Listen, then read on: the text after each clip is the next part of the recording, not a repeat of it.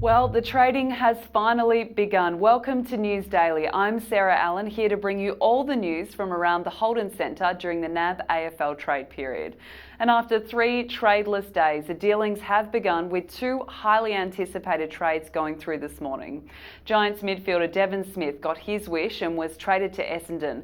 The deal involved GWS landing a first-round pick and a future third-rounder, while the Bombers received Smith a second-round pick and a future second-round pick.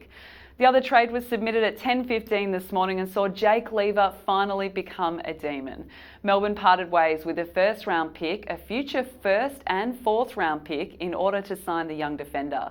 The deal comes after Lever spent 3 years at the Adelaide Crows.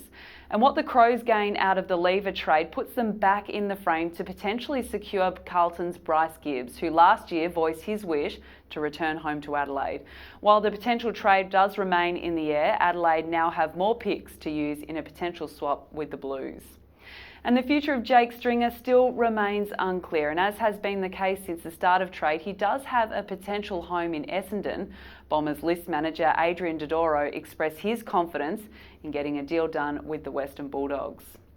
Shifting away from trade news now, and our captain Scott Pendlebury today pulled on the navy, green and gold Guernsey in anticipation of November's International Rules Series. Pendlebury took on the Irish back in 2008 and spoke to Collingwood media today about the opportunity to represent his country again. The International Rules Series is something that I've been passionate about for 3 or 4 years now, and unfortunately the last couple of years haven't been able to play.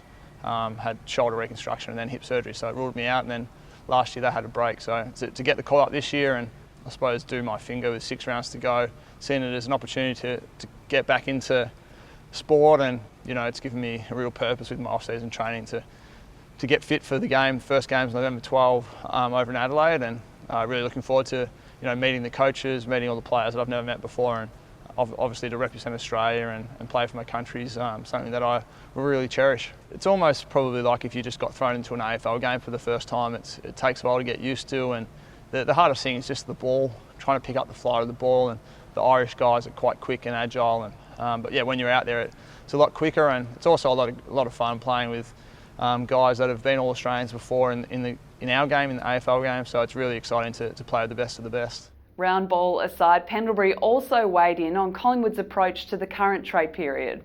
Yeah, I think it's a good thing that the last few years I think we've been pretty active in the trade period, and just to let the group settle and get used to each other, and let's see what this list can do for us. And I think we've got a great list, a great opportunity next season. We've just put it together, build some confidence, and see what can happen, because I think once you get to that point, anything can happen when confidence, momentum starts to kick in, and all the fans, members, start really getting behind us, and our performance warrants it. So I'm really looking forward to it. Great to hear from the skipper there. Now, while we all expect a quiet trade period from the Magpies, former Saint and Kangaroo Nick Santo weighed in with his opinion today, telling SEM Breakfast that Sydney's Kurt Tippett could be a great addition to the Pies list. I've looked at him throughout the year, and I thought the 2 clubs that would be desperate for a Kurt Tippett during the football season was Collingwood and Richmond. Now, completely accept that Richmond may not be a suitor right now because of this forward structure that's worked so well for them. They've won a grand final. They love 5 little whippets running around at the feet of Jack. So does he fit there? I think he's a ruckman first. I do too. I think so. Then you got to work. So does he fit at Collingwood? Well, maybe not, because Grundy's there. They've re-signed Cox. So where does he fit into that structure? I think as a forward option, he'd be fantastic at Collingwood to support Darcy Moore. Why his name hasn't been brought up, I'm not sure. Well, that's all we have time for today, as day 4 of the AFL NAB trade period draws to a close.